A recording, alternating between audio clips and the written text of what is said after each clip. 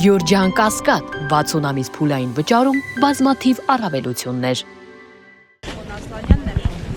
Ասլանյան նախորդ դատական նիստին էլ էի այստեղ օրինաչափորեն նոր այսպես կոչված Հայաստանում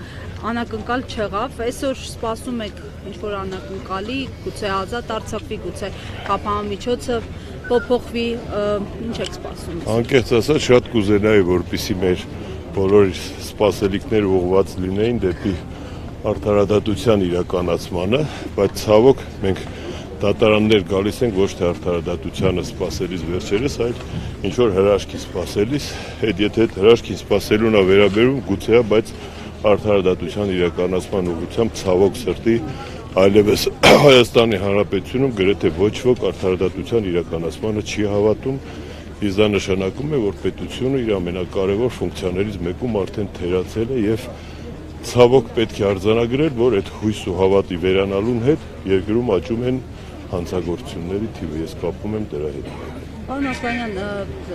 ձեզ համար եւս այսպես ասած խորտ չի այս իրավիճակը, դուք եւս առնչվել եք այս սիտուացիային, կալանավորված եք եղել,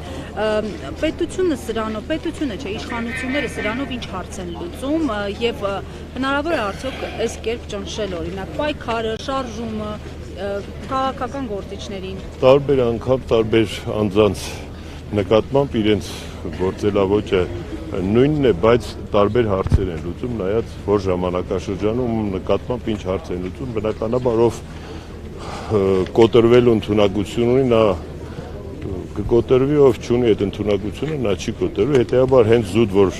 վերաբերվենք դրան, որ մարդուն հոգեբանորեն կոտրելու միջոց, կարծում եմ դա վաղուց այլևս չի աշխատում, ոչ ոքի համար բանտն ու զրկանքները այլևս նորություն չեն, այլևս սարսափելի չեն, հետեւաբար այդ ֆունկցիան չի գուցե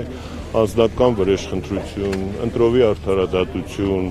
սելեկտիվ վերաբերմունք մարդկանց տարբեր խմբերի վերաբերմամբ, բայց ամեն դեպքում դրան արդարադատություն դնել չի կարելի։ Քաղաքական գործիչները նշում են, որ սա նախընտրական արշավ է նաև, պատրաստվում են 2026 թվականին ու այս բանտարկությունները հենց այդ ֆոնին են դիտարկում։ Դուք ինչ Հայաստանի Հանրապետությունը փշալարերով փագեն ու լագերում, ոնց որ ասենք գուլագի լագերներում են ընտրություններ անցկացրել սովետական միությունում, թող այդպեսի անեն, այլ ընտրություն ինչի են անում, թող նշանակով իրանեն արտակարգ դրություն հայտարարեն ամբողջ երկրում ու ասեն ընտրություն չկա, իմաստը որն ընտրությունների իմիտացիայի անվան տակ մարդկանց նման վերաբերմունք ցույց տալ 21-րդ դարում։